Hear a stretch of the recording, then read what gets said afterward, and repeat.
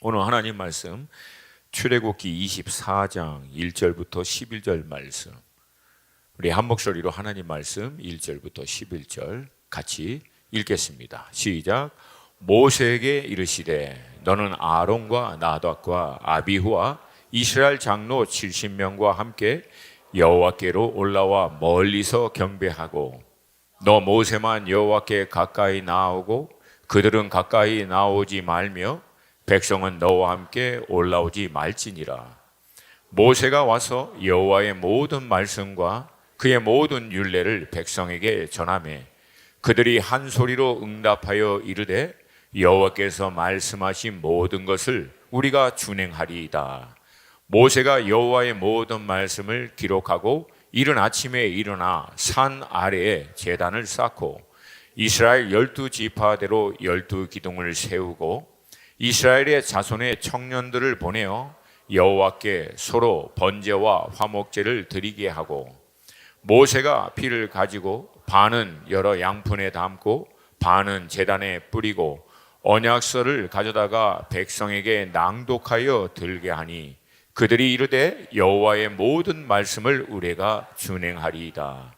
모세가 그 피를 가지고 백성에게 뿌리며 이르되 이는 여호와께서 이 모든 말씀에 대하여 너희와 세우신 언약의 피니라. 모세와 아론과 나답과 아비후와 이스라엘의 장로 70인이 올라가서 이스라엘의 하나님을 보니 그의 발 아래에는 청옥을 편듯하고 하늘같이 청명하더라. 하나님이 이스라엘 자손들의 존귀한 자들에게 손을 대지 아니하셨고 그들은 하나님을 뵙고 먹고 마셨더라. 아멘. 하나님께서 다른 모든 피조물과 달리 사람을 하나님의 형상인 인격적인 영적인 존재로 창조하신 이유는 그들과 함께 하시며 교제 가운데 소통하기 위함인 줄로 믿습니다. 다른 피조물들은 단지 하나님의 이 창조와 질서 또 섭리 안에서 생육하고 번성하는 것 자체가 하나님께 영광이 되지만 또 기쁨이 되지만, 사람은 하나님이 살아계신 하나님과 함께 거하고 인격적인 교제 가운데 소통하며 하나님이 창조하신 세계를 함께 다스리고 통치하는 존재로 하나님이 창조하셨습니다. 그 예로 창세기를 보면 하나님이 아담에게 허락하신 에덴 동산에 친히 오셔서 동산을 거니셨다라고 기록되어 있고 아담의 이름을 부르셨습니다. 이름을 부른다라고 하는 것은 교제로 초청하는 거죠. 그리고 하나님께서 친히 모든 동물들을 이끌어 아담 앞으로 몰고 갈 때 아담은 바위에 정작 앉아서 자기 앞으로 하나님이 몰고 온 동물의 이름을 지면서 개, 그러면 개가 되는 거예요. 그 순간. 호랑이, 그러면 호랑이가 되고. 그러니까 하나님께서 아담으로 하여금 하나님이 창조한 피조 세계에 다스리고 통치하는 일원으로 이미 이 일을 실습하도록 하신 것을 우리는 알 수 있습니다. 근데 이 하나님과 함께 거하고 교제하기 위해서는 조건이 필요했습니다. 그것은 다른 것이 아니라 하나님과 같이 거룩하여 죄가 없는 것입니다. 왜냐하면 하나님은 빛이기 때문에 어둠을 갖고 있고는 하나님과 함께 할 수 없습니다. 여러분, 죄와 빛이 왜 문제가 되냐면 이 죄와 빛은 하나님과의 우리를 갈라놓습니다. 그리고 우리 안에 있는 죄의 문제는 단순히 그 죄의 문제 자체가 문제 아니라, 그것도 물론 문제지만 근본적인 문제는 이 죄는 하나님과의 교제를 제한합니다. 우리가 죄와 피 흘리기까지 싸우는 궁극적인 이유는 거룩하다라고 하는 어떤 영적인 이상을 추구하려고 하는 것이 아니라, 근본적인 이유는 이 거룩함을 통하여 거룩하신 하나님과 좀 더 깊은 친밀한 온전한 관계를 갖기 위함인 줄로 믿습니다. 이게 여러분 근본적인 이유예요. 하나님과의 온전한 관계를 유지하기 위해서 거룩함을 지키는 거예요. 또한 거룩함을 지키는 것은 하나님을 떠나서 혼자 도 닦듯이 하는 게 아닙니다. 여러분, 거룩함을 유지하고 지켜낼 수 있는 유일한 길, 회복할 수 있는 유일한 길은 거룩하신 하나님 앞에 머무는 거예요. 거룩함을 정말 사모하시는 사람들은 하나님 앞에 머물면 됩니다. 머물면 결과가 거룩함이 회복이 나타나는 거예요. 안타깝게도 하나님의 뜻과 이 기대하심과는 달리 사람은 하나님과 함께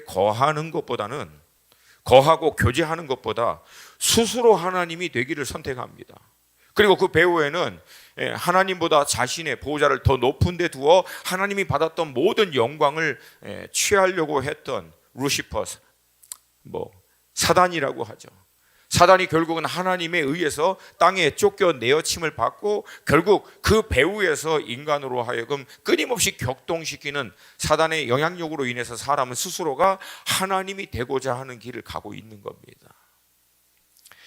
여기서 우리가 주목해 봐야 할 것은요, 아주 단순합니다.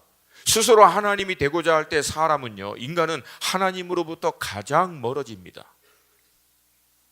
반대로 스스로 피조물임을 인정하고 하나님을 창조주로서 믿고 신뢰하여 창조주 하나님의 질서와 그분의 뜻을 쫓아 살 때, 받아들일 때 우리는 하나님과 가장 친밀하게 됩니다. 결국 영적이라는 삶이라고 하는 모든 것은 이 한 가지로 분별할 수 있는데, 그것이 어떤 영역이든 신앙이든 영성이든 부르심, 소명의 자리든 직업의 자리든 가정에서든 모든 우리 삶의 구체적인 영역 안에서 우리에겐 두 가지 선택이 있다는 거예요. 첫 번째는 스스로 하나님이 되던가, 아니면 그 영역 안에서도 여전히 자신이 피조물인 것을 인정하고 창조주 하나님의 뜻과 그분의 질서, 그분의 말씀에 순응함으로 그 순종을 통해서 하나님이 통치하도록 하시는가.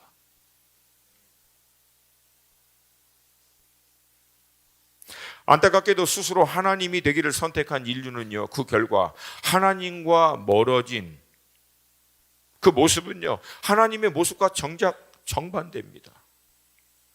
스스로 하나님이 되고자 했던 인간은 하나님의 모습과는 완전히 반대로 간 거예요.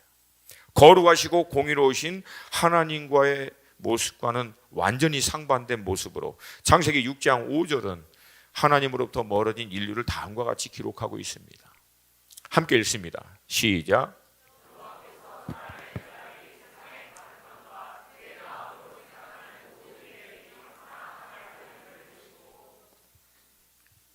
아멘. 그의 마음으로 생각하는 모든 계획이 과장한 게 아니에요. 하나님을 떠난 인간의 모든 생각, 마음에 품은 모든 것이 결국 하나님의 거룩하심과 공의로우심과는 정반대인 악으로 향해 가고 있다. 그러니까 이미 창세기에서 이렇게 하나님을 떠난 인간들, 스스로 하나님이 되려고 했던 그들은 결국은 하나님의 모습과는 정반대로 모든 생각하고 마음에 품는 것이 죄악으로 가득 차, 전문 용어로 난리도 아닌 난리. 그래서 결국은 하나님께서는 심판할 수밖에 없는 지경에 이르게 됩니다. 근데 놀랍고도 감사하게도 이 난리 한복판에도 하나님의 눈에 띈 한 의로운 사람이 있는데 그분이 바로 노아였습니다. 창세기 6장 8절부터 10절 시작. 그러나 노아는 여호와께 은혜를 입었더라. 이것이 노아의 족본이라. 노아는 의인이요 당대의 완전한 자라. 그는 하나님과 동행하였으며 세 아들을 낳았으니 셈과 함과 야벳이라. 아멘. 그가 하나님 보시기에 의인이고 당대의 완전한 자였던 이유는 딱 하나였어요. 하나님과 동행하였다. 그러니까 하나님이 정하신 방향을 동의한 거예요. 그리고 그 하나님과 함께 걸어가기를 결정한 거예요. 스스로 하나님이 되어 자기의 길을 간 것이 아니라 하나님을 인정하고 하나님이 정하신 그 길을 쫓아 행한 것, 그것이 하나님이 의로 보고 완전한 자라고 본 것입니다. 그런데 여러분, 이 노아 한 분이 그랬기 때문에 인류는 아직까지 살아남을 수 있는 거예요. 6절 한번 보시겠어요? 그러나 사람의 생각하는 모든 게 악할 때, 그러나 노아는, 여러분 여기서 그러나가 없었으면 인류는 이때 끝났습니다. 이 그러나가 얼마나 감사한지 몰라요.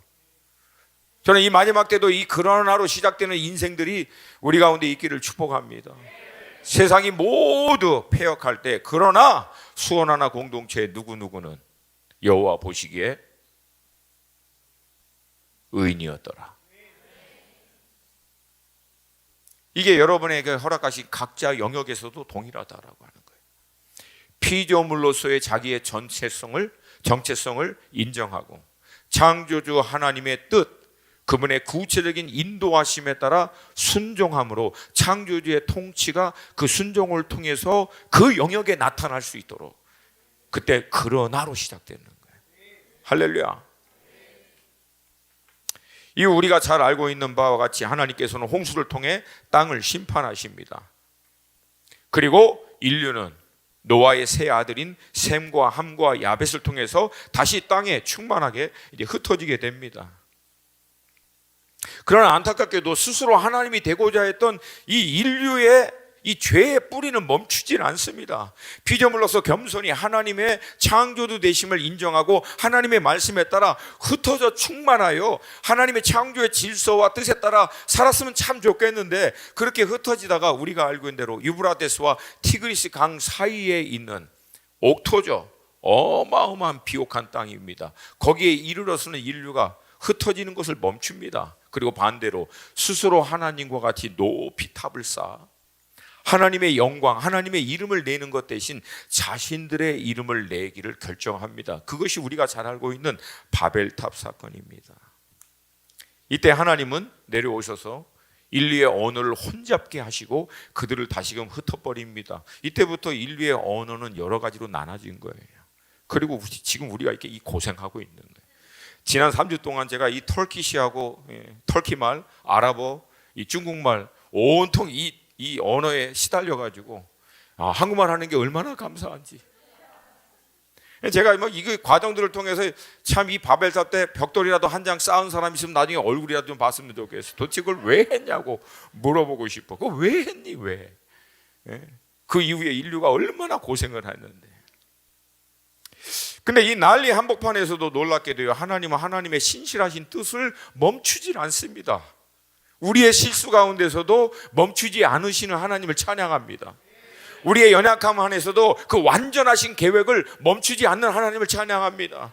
여러분, 제가 신앙생활을 오래 하면 할수록 깨닫는 것이 있어요. 여전히 우리는 연약하고 여전히 우리는 부족하고 여전히 우리는 실수 많은데 상대적으로 여전히 하나님은 신실하시고 여전히 하나님은 완전하시고 여전히 하나님은 그 선하신 일을 멈추지 않으신다.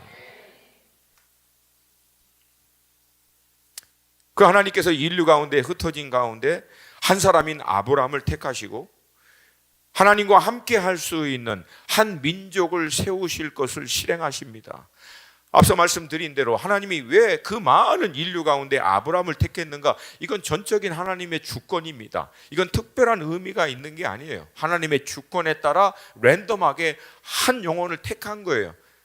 이전에 얘기한 것 같이 하나님이 다나카를 픽업할 수도 있고 김만배를 만도리를 픽업할 수도 있어요. 이건 하나님의 주권입니다. 대신 반응하는 거에 따라 하나님의 뜻이 그 민족, 그 나라를 통해서 이루어지게 되는 줄로 믿습니다. 그러니까 전적인 하나님의 주권에 따라 하나님이 아브라함을 픽하여 그로 하여금 큰 민족을 이루고 그 민족 여자를 통해서 여자의 후손인 예수 그리스도를 이 땅 가운데 보내주셔서 인류가 구원을 받을 수 있는 길을 예수 그리스도로 말미암아 열어주신 것입니다. 그 여정의 시작에서 아브라함은 갈대아 우르를 떠나 하란을 떠나 여호와의 말씀을 쫓아 평생 삽니다. 그 결과 아브라함은 우리 모든 믿는 자들의 조상이에요. 우리 크리스찬의 조상만이 아닙니다. 아브라함 대단한 인물입니다. 여러분, 유대주의자들, 아직 예수님을 메시아로 믿고 있지 않는 유대인들마저도 아브라함이 조상이에요. 그리고 우리와 좀 이렇게 좀 아직 관계가 좀 힘들고 어려운 여러분 모슬림들, 이슬람마저도 그들의 조상이 아브라함입니다. 그러니까 아브라함 이름만 딱 갖다 놓으면 최소한 이슬람, 유대주의자들, 기독교인들은 딱 무릎을 꿇습니다. 왜? 다 거기서 나왔다고 인정하기 때문에.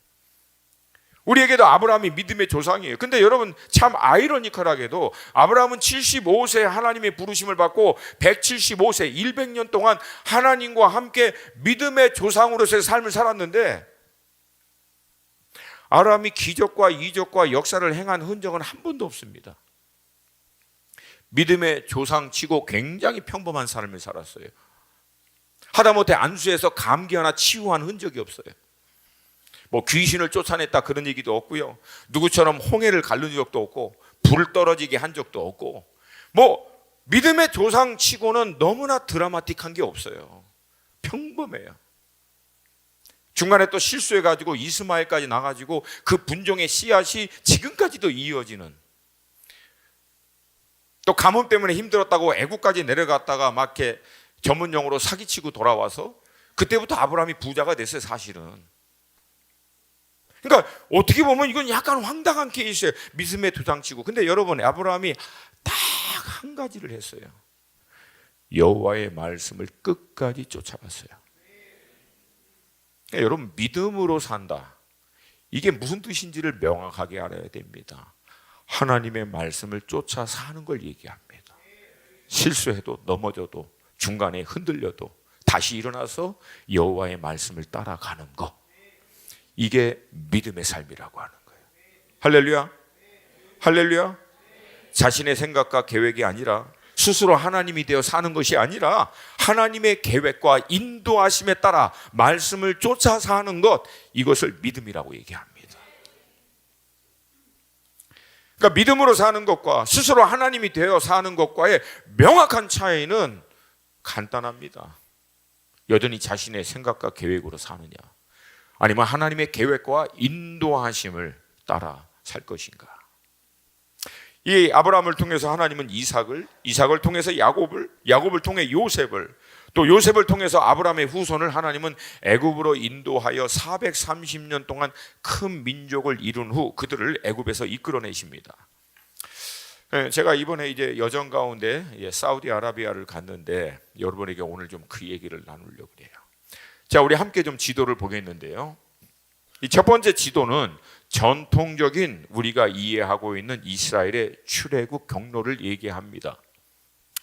왼쪽 람셋에서 출발해서 숫곳에 이르고 에담을 지나 홍해를 건넜다라고 추정하는 곳이 저 위쪽입니다.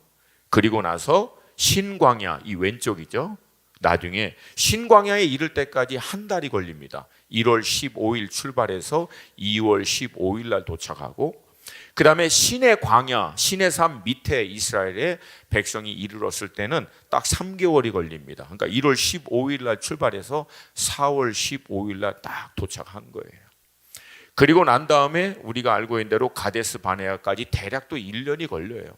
거기서 정탐꾼 보냈다가 못 들어가겠다고 난리치니까 하나님이 다시금 내려오게 하셔서 이 안에서 40년을 보내고, 나중에 이스라엘의 2세대가 우리가 알고 있는 대로 오른쪽 모압과 에돔 족속의 경계인 세레시네를 딱 건널 때 이스라엘의 1세대들은 다 죽고 2세대만 세레시네를 딱 건너고, 그 다음에 아모레, 제가 얘기했죠, 항상 아모레, 암몬, 모압, 그렇죠? 에돔, 그렇죠? 그래서 모압과 에돔의 경계가 세렛, 그 다음에 암몬과 암몬과 모압의 경계가 우리가 알고 있는 아르논 골짜기, 거길 딱 건너면서 전투 들어갑니다. 이게 우리가 전통적으로 이해하고 있는 출애굽의 경로인데, 이 경로를 좀 이렇게 따라 보면은 좀 약간 어려운 것들이 한두 개가 아닙니다. 왜냐하면 이 경로를 따라서 볼 때 좀 이렇게 질문되는 것이 상당히 많습니다. 첫 번째, 애굽의 병거와 말들이 빠져 죽었다고 하는 홍해 사건이 이 위에서 저기에서는 안 돼요. 그래서 옛날에 역사학자들하고 이 무신론자들이 이제 디베이트 할 때, 제가 이제 지금 아직 논쟁할 때, 감사합니다. 영이 지금 중간마다 나갔다 들어오셨다 그렇게 하셔서, 그래서 그러니까 이 애굽의 병거하고 말이 빠져 죽을 수 있는 깊이가 없어요. 저기에는 어떻게 발목까지 오는 물에서 애굽의 병거하고 말이 빠져 죽었다고 주장하느냐라고 신랄하게 비판하니까, 그때 그 신학자가 놀라우신 하나님을 찬양합니다. 왜? 무릎까지 오는 이 물에도 병거를 빠뜨리고 말을 빠뜨려 죽일 수 있는 하나님을 찬양합니다. 이게 약간 좀 안타깝죠, 우리 입장에서는. 그러니까 사실 이쪽 경로에서는 그렇게 깊이 있는 물이 없어요. 이게 전통적인 출애굽 경로의 첫 번째 문제고요. 두 번째는 시내 광야에서 이 시내 산까지 여기까지 딱 여기서부터 여기까지 이르는데 이게 3개월이 걸려요. 근데 거리가 이게 그렇게 멀지 않거든요. 3개월까지 걸릴 이유가 약간 좀 어렵습니다. 더구나 나중에 가데스 바네아에서 쫓겨나서 40년을 돌았는데 40년을 돌면서 200만 명이 텐트 지면서 살 만한 공간이 사실은 이 안에는 없어요. 이건 불가능합니다. 많은 경우에. 세 번째, 아말렉과 전투를 벌인 게 어디냐면 흔히 전통적으로 얘기하고 있는 르비딤 이쪽입니다. 근데 여기는 지금 애굽 땅이에요.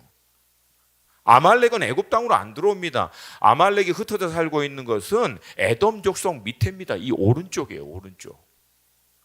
그러니까 사실은 새로운 출애굽 경로가 애굽에서 건너서 이 미디안 땅, 이 아몰에 에돔 밑에 여기에서 전투를 벌였다. 이게 사실은 더 신빙성이 있죠.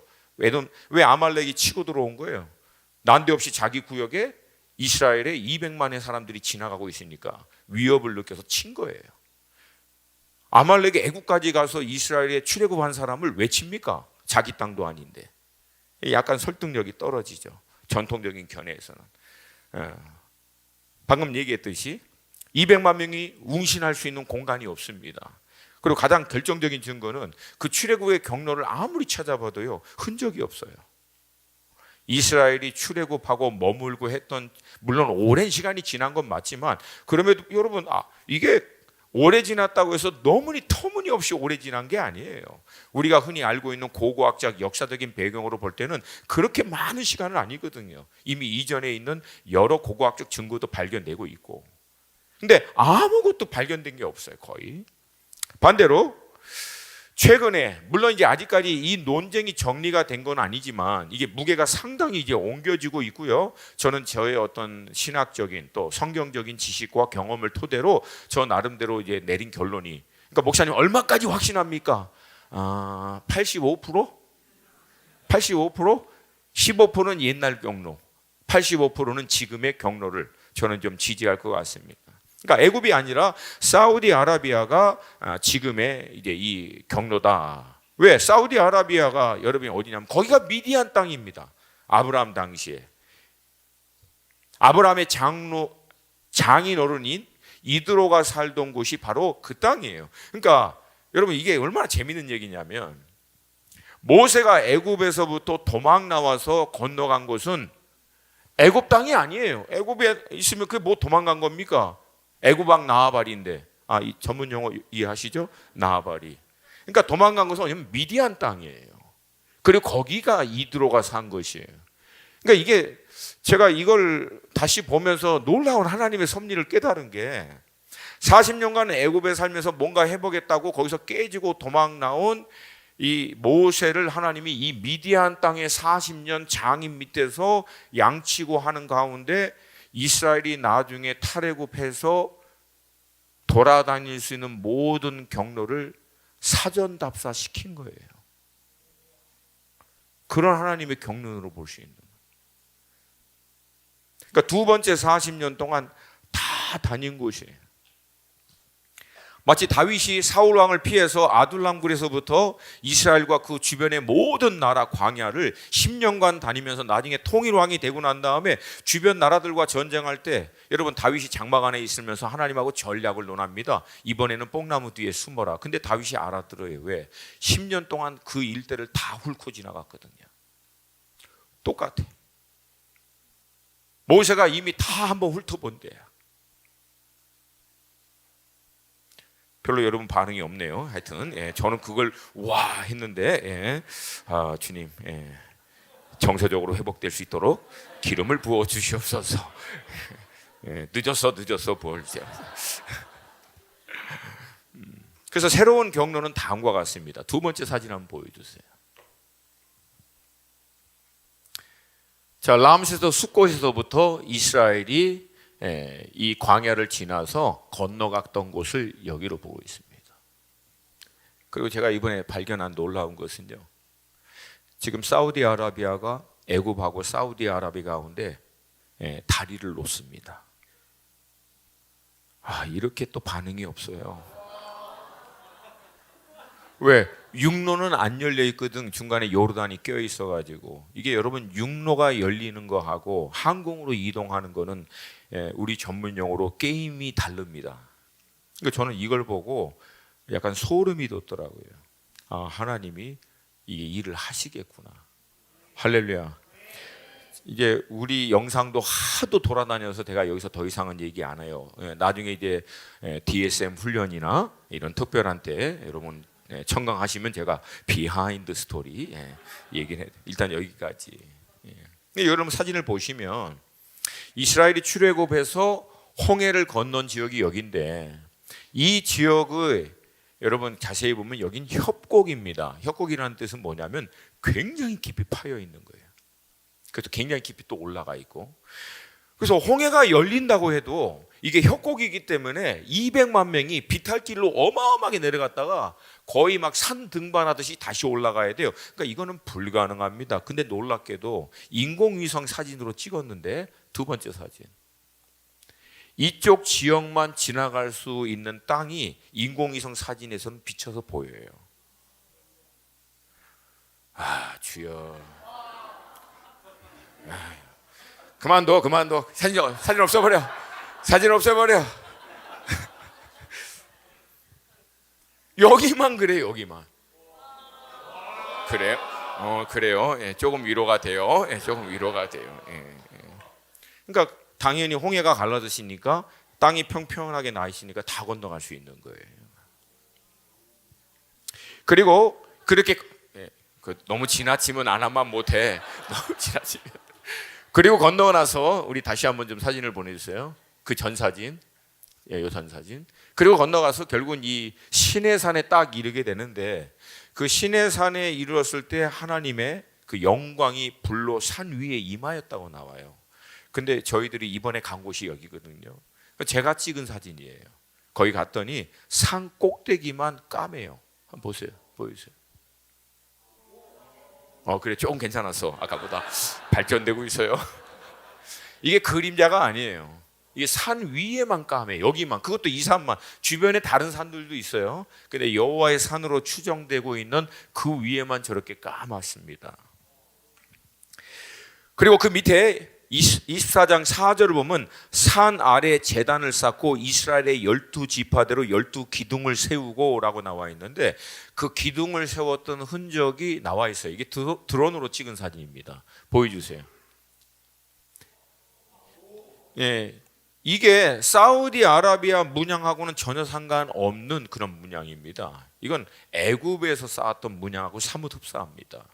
그러니까 이게 사우디아라비아 땅에 이게 있을 이유가 없어요. 누가 뭐 거기 날라다 갖다 놓을 수도. 그 왜 갖다 놓습니까 거기다가?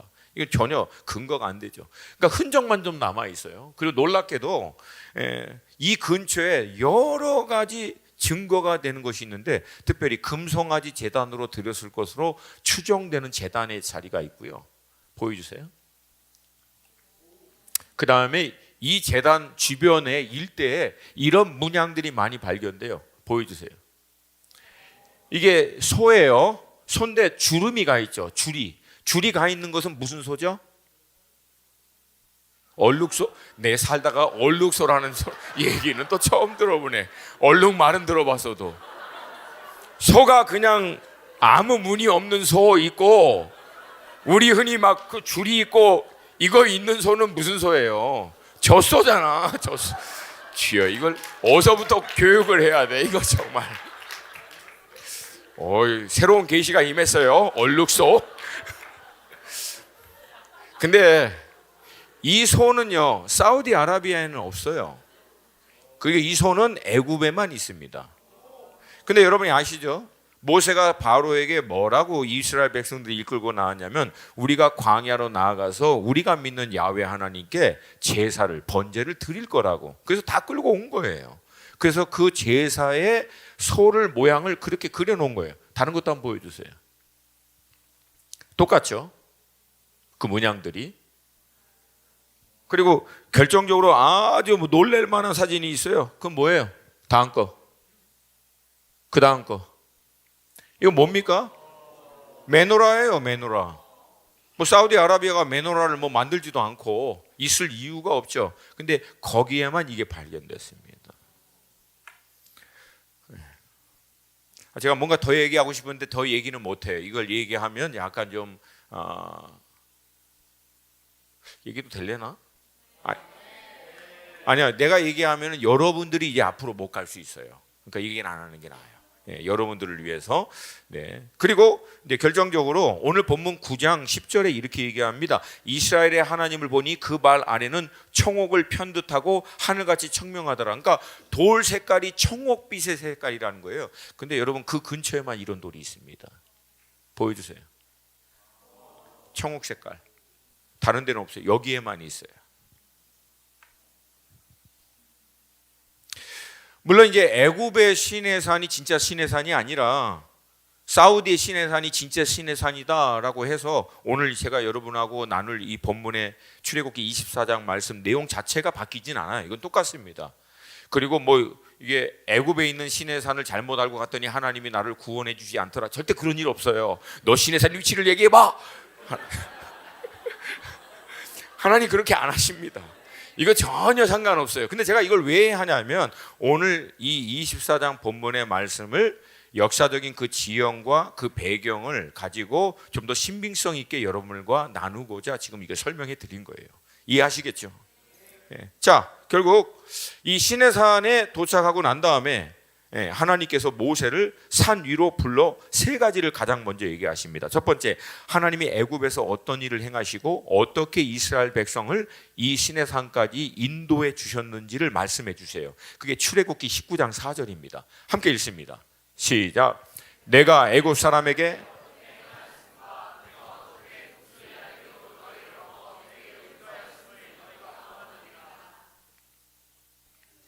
그리고 하나님께서 이스라엘에게 일종의 그 언약의 계율을 선포하십니다. 그게 5절과 6절 말씀이에요. 같이 읽습니다. 시작. 세계가 다 내게 속하였나니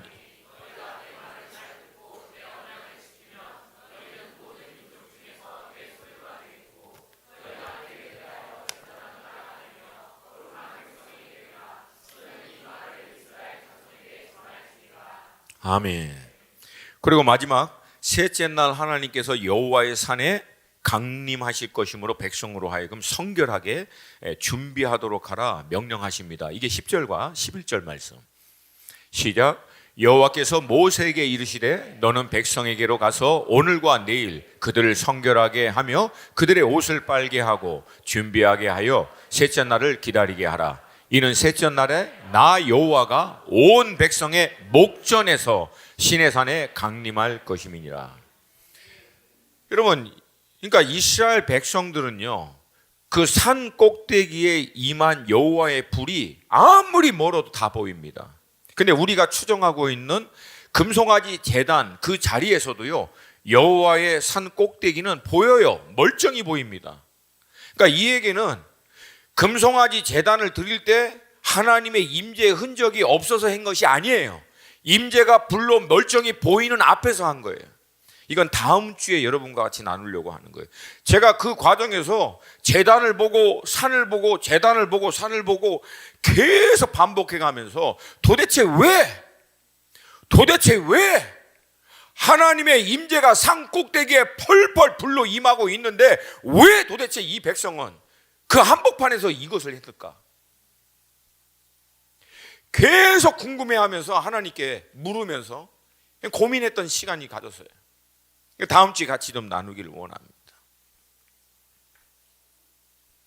그리고 말씀하신 대로 셋째 날에 여호와께서 구름으로 불로 여호와의 산에 임하십니다. 이게 16절과 18절 말씀 같이 읽습니다. 시작. 셋째 날 아침에 우레와 번개와 빽빽한 구름 산 위에 있고 나팔 소리가 매우 크게 들리니 진중에 있는 모든 백성이 다 떨더라. 모세가 하나님을 맞으려고 백성을 거느리고 진에서 나오매 그들이 산 기슭에 서 있는데 시내산에 연기가 자욱하니 여호와께서 불 가운데서 거기 강림하심이라. 그 연기가 온기가마 연기같이 떠오르고 온 산이 크게 진동하며 16절부터 보면은요, 이게 시청각 교육이 분명합니다. 불로 있죠. 진동에서 흔들리죠. 나팔 소리로 어마어마하게. 하나님 나팔을 좋아하시는 것 같아요. 우리 주님 다시 오실 때도 무슨 소리 들립니까? 나팔 소리. 할렐루야. 할렐루야. 그러니까 절대 부인할 수 없을 만큼 강력하게 임한 거예요. 그리고 모세는 백성들에게 경계하여 가까이 이르지 못하도록 얘기하고 산에서 십계명과 율법을 여호와 하나님께로 받습니다. 그 받은 내용이 출애굽기 20장에서부터 23장 내용이에요. 그리고 오늘 본문에 이르러서는 모세가 백성에게 율법서를 낭독하고 언약의 내용을 선포하고 피의 언약을 백성들과 맺습니다. 오늘 우리가 읽었던 본문에서 이 피의 언약이 누구를 상징합니까? 예수 그리스도의 십자가의 보혈의 피를 나타내는 줄로 믿습니다. 그리고 모세는 산에 올라가서 40주야를 머물면서 하나님께로부터 율법의 그 돌판을 받습니다. 그 내용이 25장에서부터 31장, 금송아지 사건이 일어나기 전까지예요. 제가 이번 여정에서 우리 최상고님하고 경영쌤하고 같이 이 여정을 통과하면서 아주 흥미로운 분을 만났어요. 호주 출신의 이제 선생님이신데 그냥 한마디로 얘기하면 하여튼 대단한 분이세요.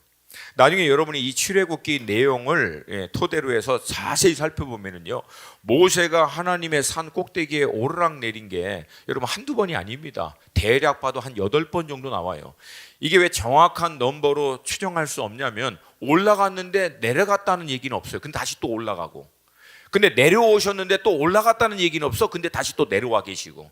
그러니까 이게 정확하게는 다 뭐 올라갔다 내려갔다 이게 중요해서 기록한 내용이 아니라 그 과정을 통해서 하나님이 이스라엘 백성들에게 메시지를 주는 것이 더 주안점이기 때문에 그걸 정확하게 기록하진 않았어요. 근데 어찌됐든 대략 봐도 한 7, 8번은 좋게 올라갔다 내려왔다 한 것 같아요.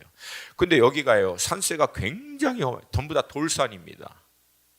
근데 제가 만났던 그 호주 선생님은요, 이 산 꼭대기만 37번을 올라갔다 내려갔다 하는 분이에요.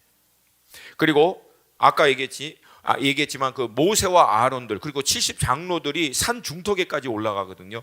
거기에는 올라간 적이 수도 없이 많고요. 거기에 텐트를 쳐고 몇 밤을 야행한 적도 수도 없이 많다고 합니다. 그래서 그런지 이분이 얘기를 하는데 이게 차원이 좀 다르더라고요. 여러 얘기를 하는데 제가 이해하고 있는 성경적 말씀의 배경을 통해서 아무리 이게 해도 이게 부인할 수가 없는 그런 말씀들이 참 많아요. 근데 여러분 여기서 이게 딱 얘기하면 힘들어. 근데 그 상황에 들어가면 이게 또 이해가 돼. 이게 놀라운 영적인 원리 또 섭리가 될 수도 있어요. 어찌됐든 여러분 한 분야를 무한 반복한 사람은요, 그 영역에서는 남들이 알지 못하는 어떤 차원에 결국은 이르게 됩니다. 여러분 동의하십니까?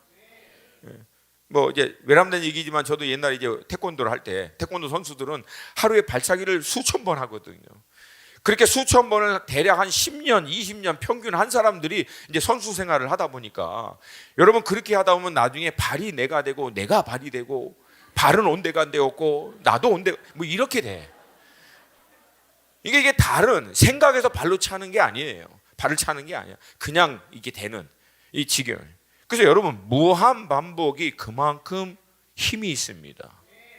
제가 이 얘기를 왜 드리냐면 무한 반복해서 밤마다 기도하는 자리 지키는 사람, 아침마다 기도하는 자리 지키는 사람, 말씀 앞에 무한 반복해서 날마다 끼니를 통하여 말씀 앞에 머무는 사람, 이게 처음에는 그렇게 해도 뭔가 변화되는 거 느끼지도 못하고 어쨌든 나가도 맨 졸기만 하고 나오는 것 같고 말씀 앞에 아무리 몰라도 감동이 없고 깨달음도 없고 그냥 답답하기만 하고 지루한 것만 같고 시간만 낭비하는 것 같은 수많은 시간들이 반복적으로 지나가다가 어느 날 갑자기 영적인 돌파가 일어난다. 이걸 여러분 믿으세요. 이게 무한 반복의 힘입니다. 할렐루야, 할렐루야. 그 과정을 통해서 하나님은 우리가 기대하고 알지 못하는 하나님의 놀라운 일들을 행하고 계세요. 우리가 다 인지하지 못하는 작업들을 우리 안에서, 그래서 나도 모르는 상처를, 나도 모르는 내 안의 문제를, 나도 알지 못하는 내 안의 연약한 문제를 그 무한 반복을 통해서 하나님이 다루어 가실 때가 너무 많다라고. 이번에 여러 간증 가운데 제가 가장 지금도 기억에 남는 것은 이 산 정상을 수많은 시간 동안 오르락 내리면서 이것을 경험을 토대로 그분이 결론적으로 이 시내산의 이 모습이 마치 성전과 성막의 모습과 똑같다라고 하는 거예요. 그리고 난 다음에 내가 나중에 이 출애굽기 24장을 보니까 이분이 말씀하신 대로 이 출애굽기의 여정이, 이 시내산 여정이 성막의 구조와 똑같습니다. 자, 설명해 드릴게요. 시내산 밑에 이스라엘이 도착해서 거기다 제단을 쌓습니다. 그리고 번제와 화목제를 드려 하나님과 언약식을 맺어요. 오늘 본문 4절에서부터 8절 말씀이에요. 같이 한번 읽습니다. 시작. 모세가 여호와의 모든 말씀을 기록하고 이른 아침에 일어나 산 아래에 제단을 쌓고 이스라엘의 12지파대로 12기둥을 세우고 이스라엘 자손의 청년들을 보내어 여호와께 서로 번제와 화목제를 드리게 하고 모세가 피를 가지고 반은 여러 양푼에 담고 반은 제단에 뿌리고 언약서를 가져다가 백성에게 낭독하여 듣게 하니 그들이 이르되 여호와의 모든 말씀을 우리가 준행하리이다. 모세가 그 피를 가지고 백성에게 뿌리며 이르되 이는 여호와께서 이 모든 말씀에 대하여 너희와 세우신 언약의 피니라. 아멘. 이건 마치 여러분 성막의 그 동문을 통하여 이제 들어가면 성전의 마당이 나옵니다. 그 마당 한복판에 가장 먼저 보이는 것이 제단입니다. 거기에서 동물을 안수해서 자기의 죄를 정강하고 그 동물을 정강한 자기가 잡는 거예요. 자기가 잡아서 각을 뜨고 난 다음에 제사장이 그 피를 뿌려주고 난 다음에 죄의 사함을 받아서 하나님 앞에 의롭다함을 회복합니다. 이게 정확한 그 구조입니다. 그 다음에 모세와 아론과 그의 아들들 70장로들은 그 산 밑에서 제단의 자리에서부터 산 중턱에까지 올라갑니다. 그리고 거기서 여호와를 뵙고 먹고 마셨다고 기록되어 있어요. 본문 1절 함께 읽습니다. 시작. 모세에게 이르되 너는 아론과 나답과 아비후와 이스라엘 장로 70명과 함께 여호와께로 올라와 멀리서 경배하고 9절에서 11절 시작. 모세와 아론과 나답과 아비후와 이스라엘 장로 70인이 올라가서 이스라엘의 하나님을 보니 그의 발 아래는 청옥을 편듯하고 하늘같이 청명하더라. 아멘. 이 모습은 성전에서 성기는 레위인과 제사장만 성전 안으로 들어가 여호와 하나님을 가까이 뵈며 하나님을 섬기는 대목입니다. 일반 백성은 성전 안으로 못 들어갑니다. 마당에 머무는 거예요. 마치 이스라엘 백성들이 산 밑에 머무는 것 같이. 그리고 마지막으로 모세만 하나님의 임재가 있는 여호와의 불 안으로 들어가 하나님을 얼굴과 얼굴로 대면한 사건이 있습니다. 본문 2절 말씀 같이 읽습니다. 시작. 모세만 여호와께 가까이 나오고 그들은 가까이 나오지 말며 백성은 너와 함께 올라오지 말지니라. 18절 말씀. 모세는 구림 속으로 들어가 산 위에 올랐으며 모세가 40일 40야를 산에 있으니라. 이 사건을 민수기에서 하나님 다음과 같이 얘기합니다. 12장 시작. 내 종 모세와는 그렇지 아니하니 그는 내 온 집에 충성함이라. 그와는 내가 대면하여 명백히 말하고 은밀한 말로 하지 아니하였으며 그는 또 여호와의 형상을 보거늘 너희가 어찌하여 내 종 모세 비방하기를 두려워하지 아니하니라. 쉽게 얘기해서 이 얘기는 뭐예요? 모세와 너희들은 달라. 모세는 나와 대면한 사람이야. 여러분 이 사건은 뭡니까? 1년에 단 한 번만 대제사장이 성소를 지나서 지성소로 들어가는 장면을 얘기합니다. 제가 신학적으로나 이 모든 배경을 일일이 다 여러분에게 설명하면은 너무 복잡하고 또 힘듭니다. 다만 이 두 사건, 오늘 이 출애굽기 24장의 요 시내산 사건과 성전 성막의 사건을 토대로 우리가 알 수 있는 것은 신앙에 있어서 믿음에 있어서 그 여정의 세 단계 그리고 그 깊이의 세 단계가 명확하게 보인다. 가장 먼저 이스라엘 백성들이 시내산 밑에 제단을 쌓고 거기서 하나님을 예배했던 그 장소, 제사했던 장소, 이것은 마치 예수 그리스도의 피를 의지하여 의롭다함을 받은 하나님의 자녀됨으로 하나님을 아버지라 부르고 하나님의 백성이 되어 누구든지 예수의 보혈을 의지해서 의롭다함을 받아 자녀됨을 회복할 수 있는 단계. 마치 이스라엘 백성들이 애굽의 종살이로 있다가 애굽에서 나와 이제 야훼 하나님을 자신의 하나님으로 부르고 그 하나님의 백성을 되고 제사를 통해서 하나님께 나아갈 수 있는 단계까지. 근데 여러분, 거기까지예요. 그러니까 대부분의 이스라엘 백성들은 애굽에서 나왔지만 여호와 하나님의 임재를 멀리 있는 산에서만 바라봤습니다. 그리고 하나님의 음성을 모세를 통해서 간접적으로 듣기만 했어요. 근데 제가 이 말씀을 이제 묵상하고 이 여정을 통해서 곰곰이 기도하는 가운데 깨달은 것은 현대 대부분의 성도들도 여기에 머물고 있어요. 산 아래에 있는 이스라엘의 백성과 같이 하나님의 임재를 부인하진 않아요. 예수 그리스도를 통해서 믿음으로 구원을 받은 하나님의 자녀치고 하나님이 살아계십니다, 하나님 역사하십니다, 그걸 부인하는 사람은 아무도 없어요. 근데 늘 그 하나님의 임재와 실제성은 나에게서부터 좀 멀어요. 마치 이스라엘 백성이 저 멀리 산 위에 계신 하나님의 임재를 보듯이 하나님의 임재와 실제성은 멀리 있어요. 그리고 하나님의 음성을 듣는 것은 훌륭한 목사님을 통해서, 믿음의 선배들을 통해서, 저들이 깨달은 말씀을 통하여 간접적으로 듣고 은혜 받는 수준에서 대부분의 성도들은 머물고 있다.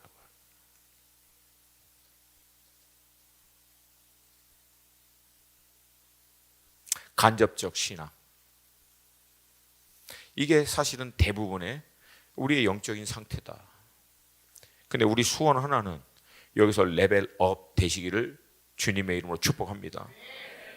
두 번째 단계는 성막의 제사장과 레위인들이 성막 안으로 들어가 하나님의 임재 앞에서 섬기는 것 같이 오늘 본문 모세와 아론과 그 아들들 70장로들은 그 산 밑에서부터 올라가 중턱에까지 임합니다. 그리고 나서 뭐라고 얘기합니까? 오늘 본문 대로 얘기하면은 그들은 하나님을 뵙고 먹고 마셨더라. 그러니까 하나님을, 그 임재를 자기 목전 앞에서 본 거예요. 가까이서. 먹고 마셨다라고 하는 것은 뭡니까? 하나님의 임재 가운데에서 거했다라고 하는 걸 얘기하는 거죠. 그러니까 두 번째 신앙은 뭡니까? 하나님의 임재가 늘 저 멀리 있는 게 아니라 하나님의 임재, 하나님에 대한 실제적인 경험, 체험을 가까이서 해본 사람이에요. 오! 하나님. 그리고 그 안에서 나름대로 경험한 사람들. 그러니까 하나님의 실제성과 하나님의 임재가 좀 더 실제적으로 내게 가까이 있는 것에 대한 확신을 경험한 사람들. 근데 문제는 뭐예요? 여기까지예요. 거기까지.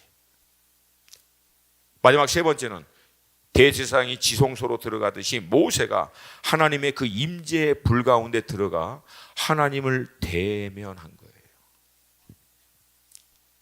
여기서 우리가 기억해야 될 게 있어요. 지금 말씀드린 이 출애굽기의 말씀, 그리고 이 출애굽의 이 시내산에 모형이 되었던 성막과 성전의 이 모든 내용은 새 언약이 되시는 예수 그리스도의 그림자입니다. 예수 그리스도를 예표하고 그분의 약속과 예언을 나타내는 말씀이에요. 그리고 우리는 더 이상 그 그림자와 예표가 되고 있는 구약 시대에 사는 사람이 아니라 그림자였지만 약속의 말씀이고 예표였던 그 예수 그리스도께서 이 땅에 친히 오셔서 그 모든 말씀을 성취하여 주시고, 성취해 주실 뿐만 아니라 하나님의 임재 가운데 들어가는 지성소의 휘장을 위에서부터 아래로 찢어서, 자기 몸으로 찢어서, 누구든지 예수 그리스도의 공로를 의지하는 자는 하나님의 임재 안으로 들어갈 수 있는 길을 열어놓은 시대에 우린 살고 있어요. 동의하십니까? 동의하십니까?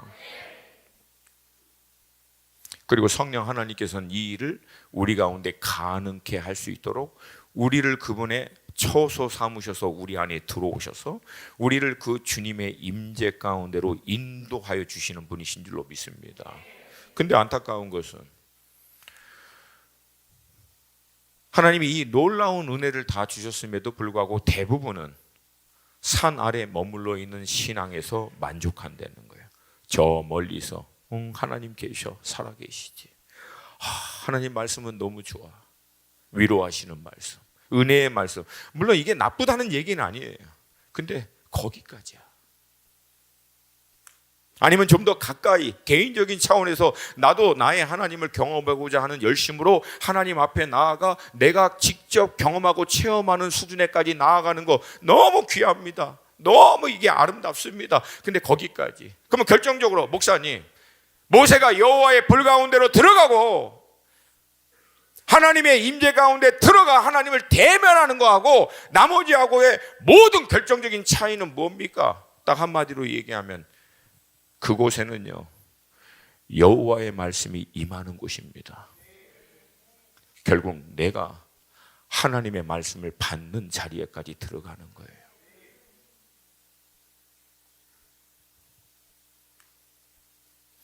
이번에 그 호주 그 선생님을 통해서 이런저런 얘기를 들었는데 또 그 얘기도 하시더라고요.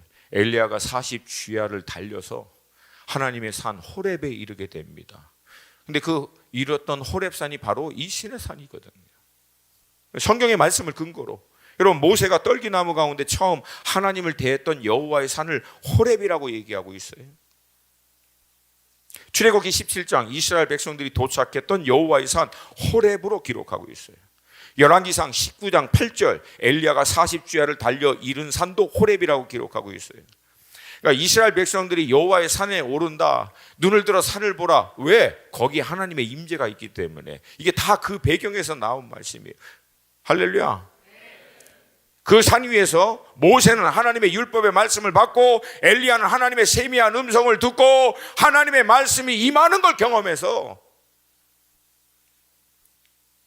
시대를 바꿔버렸어요.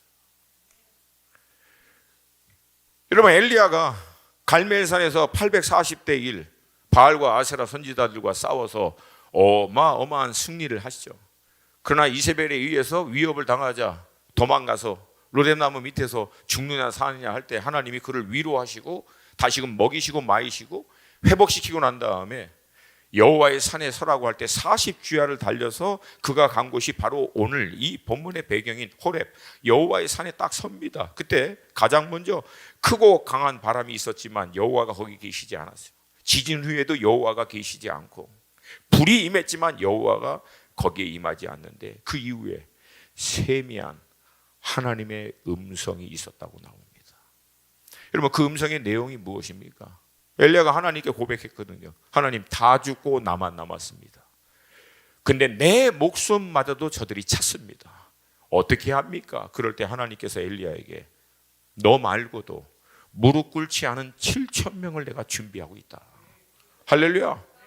그러한 다음에 엘리야에게 얘기합니다. 너는 이제 내려가서 아람 왕 바꾸고 북왕국 이스라엘 바꾸고 너를 이어서 영적인 주도를 이어갈 수 있는 엘리사에게 기름을 부어 너는 독고다이였지만 전문용어 이해하시죠? 독고다이 혼자 뛰었지만 엘리사에게 기름 붓고 난 다음에는 선지자 학교 시대로 들어갑니다.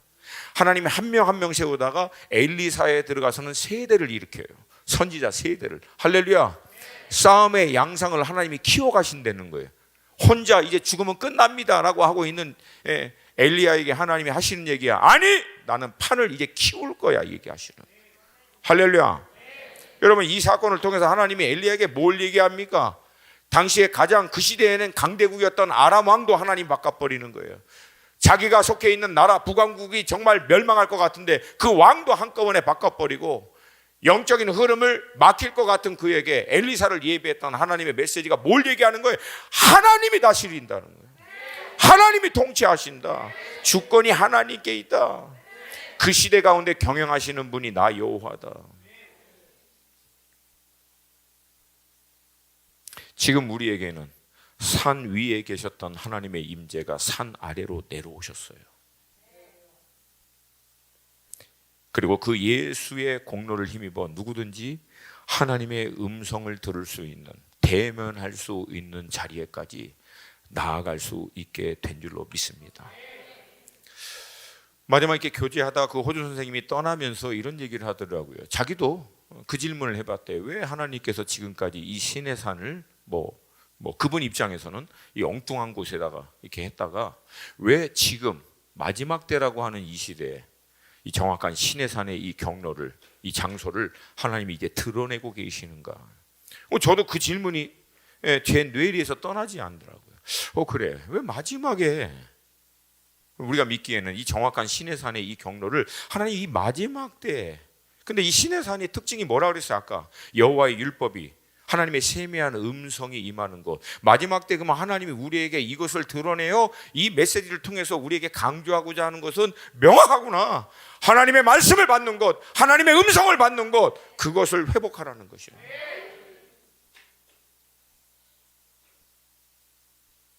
여호와의 말씀이 임하는 곳을 회복하라. 놀랍게도요, 기존에 우리가 알고 있는 모든 신학들, 영적인 큰 흐름은 더 이상 하나님은 말씀하지 않는다라고 가르치고 있어요. 저는 이거 영적 전쟁이라고 봅니다. 왜? 이미 하나님의 완전 계신 성경을 주셨기 때문에 하나님은 더 이상 개인적인 차원에서 말씀하시지 않는다. 이미 이거를 통해서 우리는 하나님의 뜻을 알 수 있고 이거를 통해서 하나님의 인도하심을 받을 수 있다라고 주장합니다. 근데 여러분, 정작 이 내용은 하나님은 개인적으로 말씀하신다라고 하는 내용이 기록되어 있어요. 아니, 이렇게 어처구니 없는 결론에 어떻게 우리가 이르는지 몰라도 완전 계시를 줬기 때문에 더 이상 하나님은 말씀하시지 않는다라고 하는 이 완전 계시 내용은 온통 말씀하시는 하나님에 대한 기록이라고. 찾아오셔서 인격적으로, 개인적으로 나라와 민족을 향한, 개인을 향한, 그 시대를 향한 하나님의 계획과 뜻을 말씀하신 내용으로만 가득 차 있다고. 근데 더 이상 우리는 그러니까 하나님 더 이상 말씀 안 한다라고 믿어버리면 그 하나님의 말씀을, 음성을 들고자 하는 것을 사모하지도 갈망하지도 않아요. 그럼 여러분 어떻게 되는 줄 아십니까? 나의 하나님을 놓쳐버려요. 내 하나님이 없는 신앙이 돼버려요. 온통 이론과 학습으로만 된 하나님, 여기에 막혀버립니다. 제가 이전에 말씀드린 대로 사사기가 왜 반복돼요? 그들이 이전에 하나님을 잊어버렸기 때문에. 근데 여러분, 얻어 터지고 난 다음에 여호와 하나님의 이름을 불렀습니다. 이미 하나님을 잊어버렸는데 어떻게 여호와 하나님의 이름을 부릅니까? 거기서 잊었다는 얘기는 하나님을 지식적으로 조상을 통해서 들어서 습득해서 아는 하나님을 잃었다는 얘기가 아니야. 자기 하나님을 잊어버린 거예요. 자신의 하나님을. 말씀드린 대로 저로 이 여정 가운데 이제 사우디 거기 가서 이 타북 지역에 있는 갔어요. 근데 저희들은 이제 못 올라가고 우리 큰 언니들이 몇 분이 계셔서 못 올라가고 그 재단을 쌓는 그 밑에까지만 갔어요. 근데 워낙에 사모하니까 저도 같이 갔던 분들이 함께 좀 예배하고 찬양하고 같이 좀 기도하고 또 개인적으로 이제 기도하는데 저도 갈망했어요. 좀 주님, 제게도 말씀하여 주시옵소서. 불이 임하나. 근데 갑자기 뭐 제 안에 그냥 개인적인 어떤 그런 감동이었어요. 신발을 좀 벗고 무릎을 좀 꿇었으면 좋겠다, 그런 마음의 감동이 있어요. 근데 둘러보니까 이게 무슨 산? 돌산. 감동대로 순정하더니 많은 아픔이 따를 것 같고, 근데 어떻게 이런 기회가 또 언제 오겠습니까? 그래서 이를 악물고 신발 벗고 그냥 무릎 꿇었어요. 무릎을 꿇는 순간 뭐 아프죠? 왜 한번 꿇어봐 가서. 되게 아파, 되게. 무릎을 꿇고 간절히 한 30분 정도 기도하고 막 하다가 결국 이제 마치는 시간 돼서 했는데 하나님께서 그 과정 가운데 제게 아무 말씀도 안 하셨어요. 나는 버림받았어. 내게는 말씀하지 않아. 뭐 마음이 좀 힘들죠. 근데 여러분, 제가 이제 여러 영성에 대한, 하나님의 음성에 대한 여러 책들을 많이 읽었잖아요.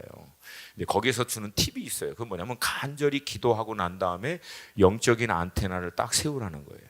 그 당시에는 말씀하지 않았지만 그 이후에 일상의 평범한 사건을 통해서 하나님은 달라스 윌라드의 하나님의 음성에 그 대목이 나와요. 그 책 굉장히 좋습니다.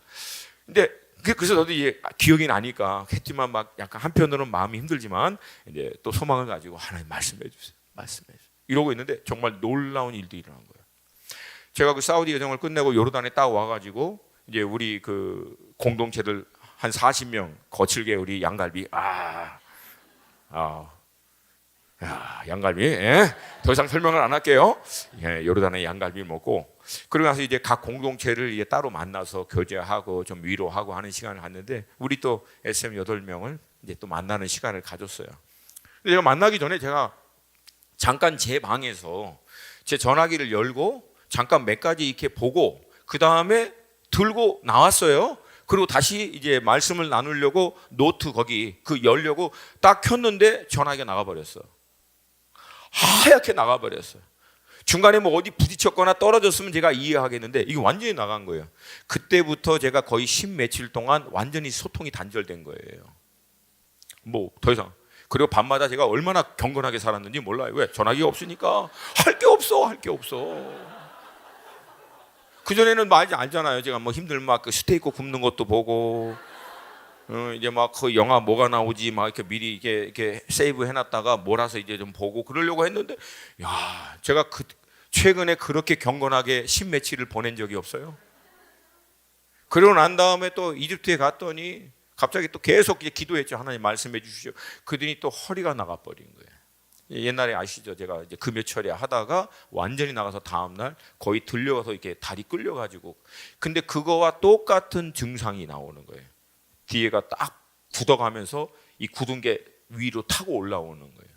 근데 감사하게도 거기 중의학 하시는 분이 이제 선교사님이 계셔서 그분이 이제 침 12방 놔주시고 막 하고 핫팩을 갖고 있어서 밤마다 핫팩으로 찜질하고 막 이러면서 말씀에 달래니까 전화기나 나가고 막 허리나 땡기고 하나님 도대체 내가 뭔 죄가 그렇게 많아서 내가 뭐 그렇게 잘못했냐고 내가 막 이러고 있는데 하나님의 아주 답답해하시는 내적인 음성이 들리는 거예요.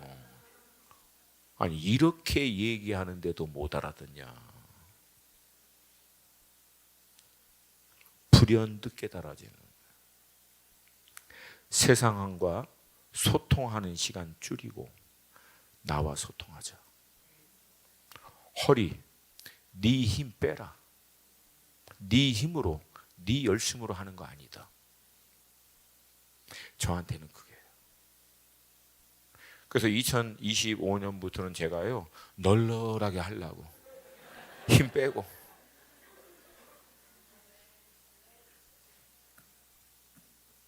하여튼 지금 정리하고 있는 과정이 있어요. 그러나서 올 한 해 제가 하나님께서 앞으로 선교를 어떻게 이제 이루어 가실 것인가 놓고 계속 기도하는데 하나님이 2단어를 주셨거든요. 근데 이번 이 여정을 통해서 마지막으로 딱 3단어로 압축해서 앞으로 선교에 대한 제 나름대로의 어떤 결론에 딱 이르게 됐는데 우리 공동체들 좀 잘 기억하고 특별히 청년들 앞으로 선교를 위해서 준비할 때 참조했으면 좋겠어요. 3단어입니다. 첫 번째 immigration, 두 번째 profession, 세 번째 international입니다. 앞으로는 기존의 선교사, 선교 간다라고 하는 개념을 이제는 무너뜨려야 돼요. 내려놔야 돼요. 더 이상 이제는 선교 가는 게 아니에요. 그냥 이민 가는 거야. 가서 사는 거야. 그래요. 가서 사는 거. 왜? 여기 여러 가지 이유가 있는데 가장 중요한 것은 여러분 우리가 아브라함으로 말미암아 모든 복의 근원인 줄로 믿습니다. 아멘입니까? 근데 여러분이 복의 근원이 될 수 있는 땅은 유럽이 아니에요. 미국이 아니야.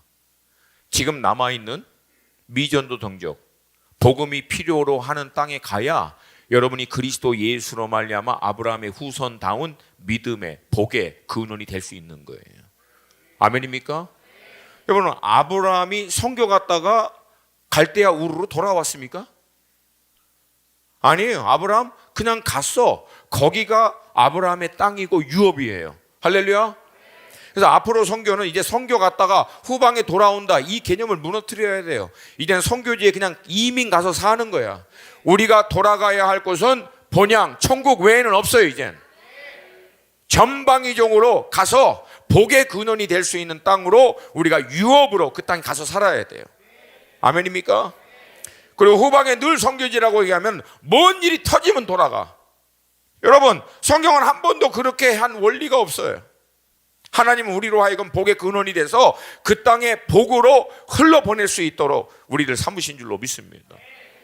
두 번째, 프로페션. 근데 그렇게 하기 위해서는 선교사라고 하는 타이틀로는 그 땅에 살 수가 없어요. 들어갈 수도 없어. 앞으로 선교사를 준비하는 과정은 획기적으로 바뀌어야 돼요. 제발. 뭐 신학교 나오고 신학대학원 나오고 뭐 선교 공부한다고 해서 막 인류 문화학 뭐 이런 거 어마어마하게 배워서 갔는데 아무짝에도 쓸모없어. 왜? 정작 선교지에는 꽁차는 사람이 필요해. 애들하고. 그 제가 제일 답답해한 것은 지금 선교지는 수도 없이 바뀌어가고 있는데 여전히 우리는 기존에 갖고 있었던 선교적인 패러다임, 이것으로 접근하려고 그래. 그러니까 갈 수가 없죠. 머물 수가 없죠. 그러니까 앞으로는 여러분 프로페션입니다. 다윗의 물맷돌과 같이 여러분 전문적인 기술들 하나씩을 확보하시면 좋을 것 같아요. 할렐루야. 그걸 놓고 기도하세요. 하나님 부어주십니다. 하나님이 여러분에게 은사 주시고 여러분의 달란트를 통해서 개발시킬 것입니다. 아멘입니까? 뭐 하다못해 여러분 지금은 선교할 수 있도록 한류가 얼마나 많이 확장되어 있는지 몰라요. 그것을 놓고 기도할 때 하나님께서 여러분에게 말씀해 주실 거라고 믿습니다. 지금부터 여러분. 그래서 제가 선교 후보생들을 보면은 맨날 저한테 와가지고 저는 기독교 상담하고 있어요. 저는 기독교 교육하고 있어요. 막 이거 하고 있어요. 막 저거 하고 있어요. 내가 그래서 아니 그거 왜 해? 차라리 한국어 교육하는 그 라이센스나 좀 따. 왜? 지금 한국말 배우고 싶어서 난리야. 차라리 손톱 이거 하는 거나 배워줘 좀. 얼굴 이거 하는 거 배워. 난리야. 한국 거라고 하면 다 좋아해 요즘에. 어떻게 한국 사람은 이렇게 피부가 이렇게 하얗냐고. 원래 우리는 하얘. 뭐 안 했는데 하얘. 근데 이 사람들은 그게 부러운 거예요. 뭐 구체적으로 다 언급할 수 있지만 여러분 기도하고 고민하라는 거예요. 육신의 생각, 그 고민이란 뜻이거든요. 육신의 고민은 사망에 이르지만 성령 안에서의 고민, 생각은 생명과 평안이니라. 고민하시라. 내가 나아가야 할 때 하나님 저에게 어떤 다윗의 물맷돌은 무엇입니까? 그걸 놓고 나가는 거예요. 앞으로 10년, 20년 후에 후방에 있는 교회들이 전방에 있는 선교사를 후원할 수 있는 거 이거 굉장히 회의적입니다.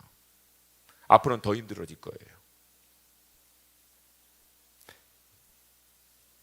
세 번째, 인터내셔널이에요. 그래서 기본적으로 여러분이 영어는 할 수 있으면 좋겠어요. 젊은 친구들. 기본적인 대화. 근데 여러분 영어 잘할 필요 없어. 우리 영어 하면 막 부담스러워. 막 발음도 별로 안 좋은 것 같고 문장도 완전한 것 같지 않고 막 이렇게 말을. 내가 현장 영어 가르쳐 줄게. Go, come, eat, let's do it, let's pray, have a wonderful day. Let's play soccer. 간단하게만 해도 돼. 한국 사람은 문장을 완벽하게 해서 뭔가 우리가 잘하는 영어를 하고 있다라고 하는 인생을 강하게 심어주려고 하는 압박감 때문에 아무 말도 못해. 그렇게 할 필요 없어요. 단순하게 하세요. 할렐루야. 할렐루야. 그리고 너무 잘해도 현지인도 못 알아들어. 결정적인 문제는 간단하게 해야 알아듣지. 아멘입니까? 그래서 지금부터 여러분이 준비하세요. 자, 세 가지 뭐였다고? 첫 번째, immigration, 이민. 두 번째, professional, 전문성. 세 번째, international, 국제화. 아멘입니까? 그래서 여러분 국제화에 있어서 가장 중요한 선교사의 준비는 성품입니다. 한국인끼리가 싸웠는데 다른 민족하고 합쳐봐. 더 싸우지. 근데 이것을 이겨낼 수 있는 것은 성품이에요. 자, 여러분 성품에 대한 것은 더 이상 얘기하지 않게 오늘 본문하고도 약간 벗어나기 때문에. 근데 제일 좋은 것은 여러분 멈추지 않는 거야. 자기의 연약함, 자기의 부족함, 정말 자기가 생각할 때 정말 전문 용어로 하면 거지 같은 이 성품, 그거를 여러분 볼 때마다 실망하거나 좌절하지 말고 끊임없이 하나님 앞에 나아가 다듬어지고 깎이고 몸부림치는 가운데 하나님이 만들어 가시는 거예요. 할렐루야. 이번에 우리 선생님 한 분이 그 얘기 하더라고. 물론 성품이 중요합니다. 근데 성품이나 그런 인격적인 부분에서 문제가 있고 연약한 사람도 하나님이 쓰시는 걸 봤대. 이건 오해하지 마세요. 그래도 된다는 얘기가 아니라 워낙에 급하니까 하나님이 그런 연약한 가운데서도 역사를 하신다는 거예요. 우리가 기존에 알고 있는 어떤 완벽에 대한 생각, 이거 내려놔야 된다라고 하는 거예요. 다만 준비를 하고 있어야 된다. 아멘입니까? 아멘입니까? 그리고 마지막으로 지금 눈여겨봐야 할 것은 지난 10년간 어떤 일들이 일어나고 있는지를 주목해야 돼요. 저는 개인적으로 이걸 보면서 깨달은 게 있어요. 왜? 지난 10년간 하나님 앞에 평생을 신실하게 정말 아름답게 섬겼던 하나님의 종들은 대부분 하나님의 부름을 받았습니다. 반대로 죄와 연약함에 머물러 있던 종들은 빛 가운데 다 드러났어요. 지금 이 얘기는 하나님이 지금 정리하고 계신다는 거예요. 정리한다는 얘기는 조만간 하나님께서 강력하게 역사하실 거라는 거예요. 정리 끝나면 역사하실 거라는 거예요. 할렐루야. 그러므로 사랑하는 여러분, 지금은 우리 가운데 가장 먼저 회복해야 할 것은 주님의 임재 앞에 머무는 시간을 회복하세요. 언제까지? 주의 음성이 명확하게 들릴 때까지. 목사님이 주일날 설교했던 내용을 통해서라도 하나님이 내게 개인적인 차원의 확증을 주실 것이고, 예배하고 찬양하는 가운데 찬양의 어떤 구절을 통해서라도 하나님 말씀하실 것이고, 아멘입니까? 끼니 말씀 앞에 묵상하는데 늘 묵상을 했던 말씀인데 어느 날 그 묵상의 본문, 그 구절이 내게 마음의 뜨거움으로 왠지 부인할 수 없는 나에게 주시는 하나님의 말씀으로 다가올 수도 있어요. 하나님 여러 경로를 통해서 그분의 음성과 인도하심을 따라가고자 하는 자들에게는 반드시 말씀하시고 인도해 주십니다. 우리 마지막으로 요한복음 10장 27절 함께 읽습니다. 시작. 내 양은 내 음성을 들으며 나는 그들을 알며 그들은 나를. 다시 한번. 내 양은 내 음성을 들으며. 한 번만 더요. 죄송해요. 내 양은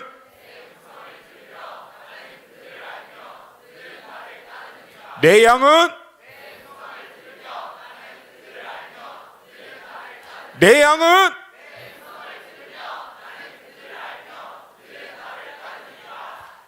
여러분, 예수님을 따라가는 사람, 그리스도를 따라가는 사람을 그리스도인, 크리스찬이라고 얘기합니다. 근데 여러분, 예수님을 따라가기 위해서는 어떻게 해야 합니까? 목자 대신 예수님의 음성을 들어야죠. 저희 같은 목회자들은 여러분이 예수님의 음성을 듣고 따라가는 모델이 되고 그렇게 사는 삶을 여러분에게 가르쳐 줄 수는 있어요. 그렇게 할 수 있도록 도전하고 그렇게 할 수 있도록 여러분에게 이큐핑 되도록 훈련시켜 줄 수는 있어요. 근데 정작 그 음성을 들어야 될 사람은 누굽니까? 내가 들어야 된다는 거예요. 내가 들어야 된다. 내가 들어야 된다. 내가 들어야 된다. 내가 들은 음성과 공동체가 들은 음성과 우리 가족이 듣는 음성이 일치될 때, 하나님의 명확한 뜻이 분명할 때 우리는 그 말씀과 음성을 쫓아 행할 때 나머지는 하나님이 역사하십니다.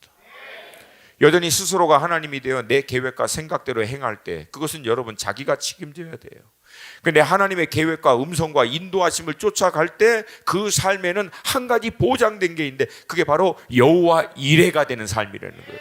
하나님이 모든 것을 예비하시고 그 길로, 그 계획으로 인도해 주시는 것을 따라갈 때 하나님이 창세전부터 예비하시고 준비하신 모든 것을 누리는 삶으로 들어갈 수 있다.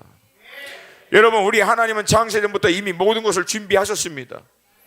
하나님은 우리가 어떻게 하는 거 봐서 그때부터 준비하시는 것이 아니라 세상을 시작하기 전부터 알파와 오메가 되신 하나님은 완전한 계획을 가지시고 그 완전한 계획을 이룰 수 있는 모든 준비를 하나님 차원에서는 다 끝내셨어요. 그것을 발견할 수 있는 것은 그 하나님의 계획과 인도하심을 쫓아갈 때 비로소 하나님이 우리를 위하여, 개인을 위하여, 공동체를 위하여, 나라와 민족을 위하여 예비하신 하나님의 가장 풍성하고 완전한 삶으로 들어가게 되는 줄로 믿습니다.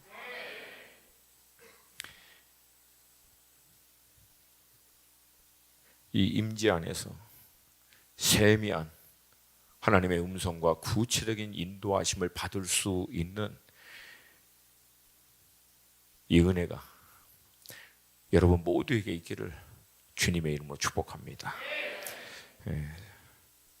자리에서 우리 다 함께 일어나서 기도하겠습니다.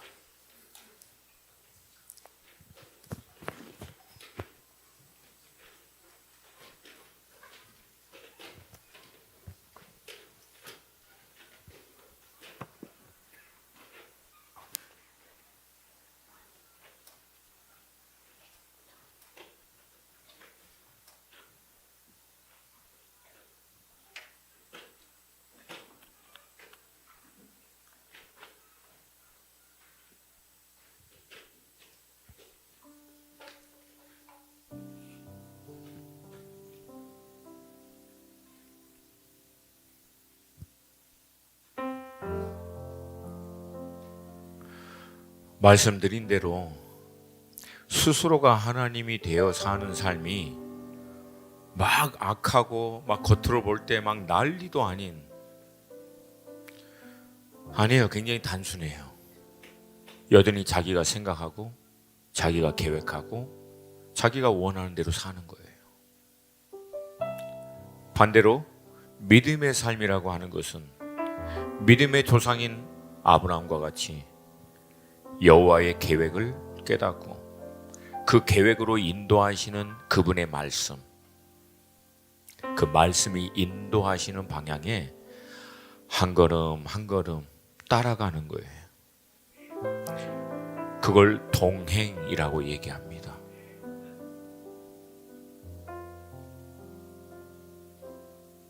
그 동행의 산 가운데 주님이 우리에게 약속해 주신 것이 한 가지가 있어요. 내가 너희와 함께 할 것이다. 그분의 임재예요. 함께 해주신 하나님, 말씀해 주신 하나님, 인도해 주신 하나님. 할렐루야. 물론 처음부터 안 돼요. 그래, 오늘부터 주님의 음성과 인도하심을 따라 살자.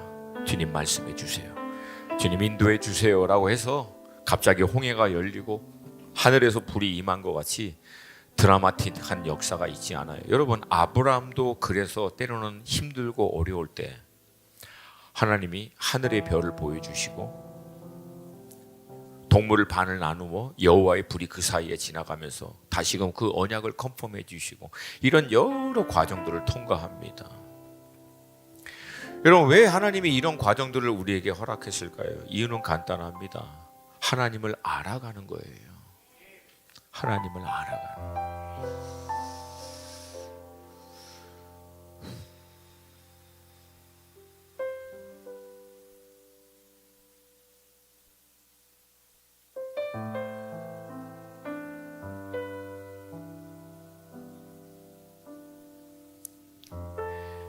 이제 우리 한 가지만 딱 놓고 같이 기도하겠습니다. 하나님, 당신이 말씀이 임하는 곳, 세미한 하나님의 음성이 있는 그곳, 내가 그것을 사모합니다. 내가 그것을 원합니다. 오셔서 내게도 말씀하여 주시옵시고 역사하여 주시옵소서. 특별히 청년 여러분, 간단해. 기도하는 거 간단해요. 하나님, 나 어떻게 살아야 합니까? 무엇을 위해서 살아야 합니까? 나를 향한 하나님의 뜻은 무엇입니까? 오셔서 제게도 말씀하여 주시옵소서. 여러분, 여기서 조건은 딱 하나예요. 늘 제가 말씀드린 대로 아브라함이 하나님이 불렀을 때마다 늘 나가면서 했던 말, 히네니, 히네니, Here I am, 제가 여기 있나이다. 히브리적인 의미에서 이 히네니의 뜻은 말씀드렸죠. 종이 다 준비하고 주인이 뭐라고 얘기하던 히네니 준비되었습니다. 말씀만 하십시오. 순종하겠습니다. 이게 히네니라는 뜻이에요. 준비되셨습니까? 하나님이 모든 것을 완전하게 예비하시고 그분의 완전하신 뜻을 이룰 수 있는 삶으로 나아가시기를 사모하십니까? 그러면 여러분 갈망하세요. 갈망하시고 하나님께 구하세요. 반드시 말씀하십니다. 인도해 주십니다. 보여주십니다. 확증해 주십니다. 그것을 제한하는 모든 것들을 예수의 이름으로 다 쳐내시고, 쳐내는 작업이 끼니 말씀 앞에 날마다 서서 진리의 말씀을 통하여 내 안에 있는 모든 잡다한 생각들을 말씀의 진리 앞에 다 쳐내는 과정과 기도하는 자리를 통해서 내 안에 아직도 남아있는 나의 죄성과 연약함과 부족함, 모든 것들이 끝까지 하나님 앞에서 성령의 불로 태워지게 해달라고. 그래서 어느 순간에 하나님의 음성이 더 이상 먼 임재에서 막연하게 들리는 것이 아니라 내 안에 인격적으로 내게 오셔서 나의 이름을 부르시고 내게 말씀하신 하나님의 음성으로 명확해지는 이 영적인 돌파가 있기를 원합니다. 주님, 역사하여 주시옵소서. 두 손 들고 사모함으로 우리 주님의 이름 한번 부르고 기도합니다. 주여!